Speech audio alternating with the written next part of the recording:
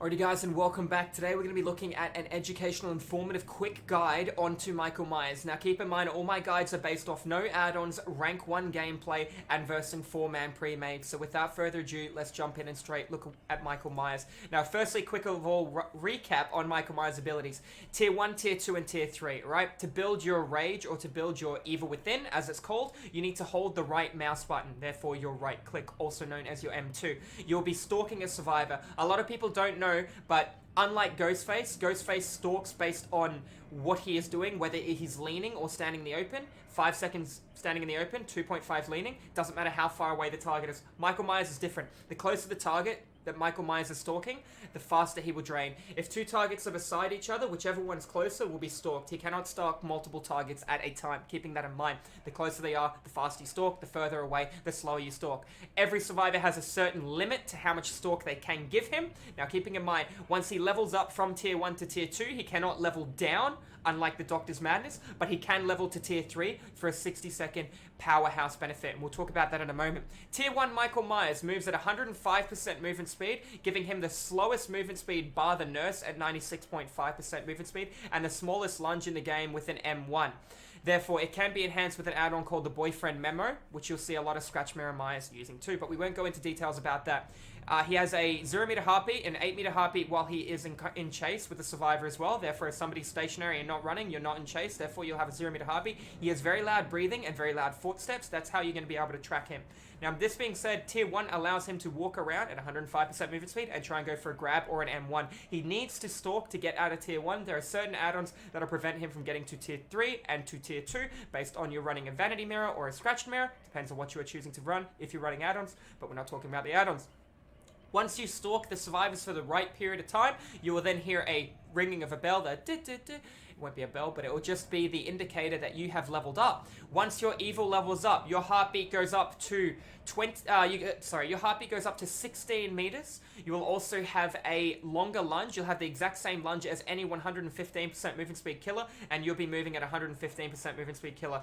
I just want to quickly point out that the Trapper moves at 115% movement speed. Michael Myers in Tier 2, which will be a permanent buff for him when he gets out of Tier 1, he moves at 115% movement speed. The Trapper has a 32-meter tear radius. Michael Myers has a 16-meter tear radius. Michael Myers' heartbeat is half the size of the Trapper, and he can have it lowered as well. So let's have a quick look at something else too. While Myers is in Tier 2, he has a 16-meter heartbeat. When he tears up to Tier 3, his heartbeat will then go up to 32 meters. While his heartbeat is in 32, he will be holding his weapon upside down. So the blade, it'll be a very easy to indicator. You'll hear the Tier 3 music. This means he has his full potential and he has his highest buff. What is going to happen now? He's going to vault windows at a 10% faster movement speed. He's also going to be able to lunge at the furthest range in the entire game. He will do 115% movement speed lunge, then you'll hear a whoosh, and at the end of that, he'll go an extra couple of inches, because every guy wants an extra couple of inches when they play Michael Myers. Now, keeping that in mind, he only has Tier 3 for 60 seconds. Unlike the Plague, who has Tier 3 for her special ability, her Corrupt Var, for 60 seconds. When she's pallet stunned, she loses her ability. Michael Myers, when he's pallet stunned, doesn't lose his ability. He also has add-ons that'll allow him to keep his ability up for a longer period of time, if not permanently, if he's going to be running the Tuft of Hair, for example, with the J Memorial for faster drain, depending on if you're choosing to use add-ons. But let's have a look at the build. Now, like always, I follow the same principles on my build. I have a Gen Protection perk, I have a Situational Awareness perk, I have a Stall perk, and I have a Utility perk. For this video, we're going to be having Corrupt Intervention. You'll notice I use it quite often on slow killers. Based on the fact that I want to get out of Stage 1 as quickly as possible and into Stage 2, I want to have the stall. Realistically, in 120 seconds, in that time, if I can get out of Tier 2 and break 3 pallets or get 2 hits, it's a worth it trade for me personally. Okay, so that's going to allow me to move around the board, seal faraway generators, forcing people to funnel closer to me, allowing me to get my prep quicker, and I might be able to commit to that chase to get it. Keeping in mind, while you're a Stage 1 Michael Myers, you cannot build Bloodlust. The next perk we've got here is called Thrilling Tremor. Thrilling Tremor is integratable with Barbecue. I just find that information is very powerful, knowing that the meta is currently Gen Rush, so Thrilling Tremor, stalling out certain generators for 16 seconds where a survivor cannot work on it, is very informative and very good for me as well. So therefore, when I down a survivor and pick him up and take him to a hook, any generator not glowing white means the survivor is currently working on it, or well, that's all it means. The survivor is currently working on it. Therefore, I'll know how many jennies are being worked on. I'll know where I need to go with my Pop Goes the Weasel. I won't have as much information as I would if I had Discordance, but still, I can rotate throughout the board.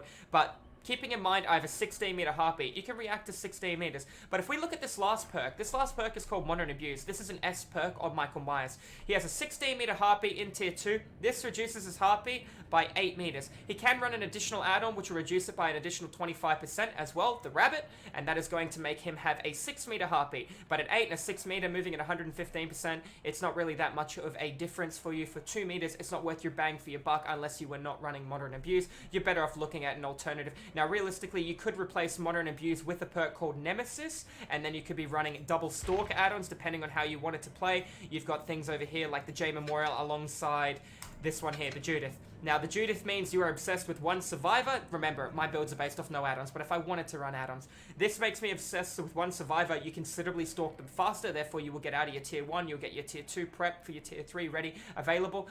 It makes it very fast, and this will allow me to drain. They both stack together, and if I were to run a perk called Nemesis, in case people don't know what that means, when you're pallet stunned, when you're blind, when you're decisive striked, whatever happens, you can now, that person becomes your obsession, so you can change your obsession throughout the trial, allowing you to get your tier 3 at a wickedly fast rate. It can be scary and disgusting how fast you build at that in Rage, and people will be very intimidated about it. Now, we're not here to talk about the add-ons though, guys. There are a lot of great add-ons in Myers. We're here to talk more about the build. So we have our pop for stability on generators, keeping in mind it's going to regress 25% of what is completed. Jenny takes 80 seconds. If the generator is completed 99.9%, therefore 79 seconds of a generator, and we get the regression on that, we're going to be looking at regressing that Jenny from 79.9 seconds by 20 seconds, and then it will start at the regression rate of, by default, which will be 0.3% per second, as opposed to Ruin, which is 0.6. You cannot have Ruin and Pop, and then kick a Jenny with Pop, based on the fact that Ruin is always active, and if a survivor lets go of Generator, and you went to pop it, the Generator would automatically regress through Ruin. However, if a survivor is working on a generator and you down another survivor with Surge, the 8% regression will explode the generator, forcing that survivor off, and then Ruin will take effect. So you can make that work as well as a combo. Now, this perk can be integrated with Discordance. If you notice something I said earlier in the video, while Michael Myers is in his final form, his tier 3, while he has his knife, or his, in this case, his pipe upside down, he has a 10% window vault benefit. He also has the longest lunge in the game.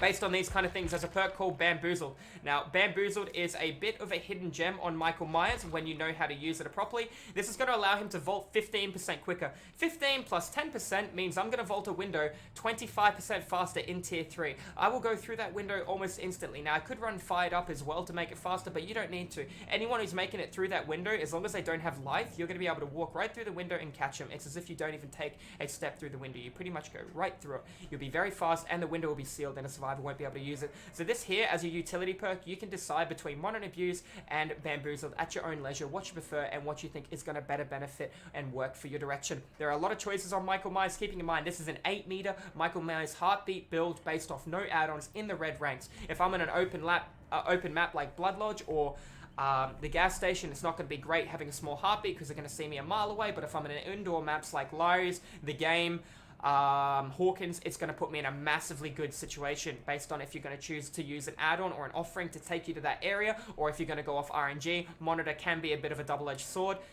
At the end of the day, it still helps you regardless, but you could get more value out of this perk slot for something else. Keeping in mind, Nurse's Calling is 28 meters, and you have a 16 meter heartbeat by default. If you were to have Modern Abuse and Nurses, you're now going to be looking at having, like I said before, an 8 meter heartbeat, and you could see them healing 28 meters away. Therefore, you have a 20 meter no heartbeat range. And when I say your heartbeat is 8 meters, I mean the slightest bit of a heartbeat, or the smallest bit of a heartbeat activates at 8 meters.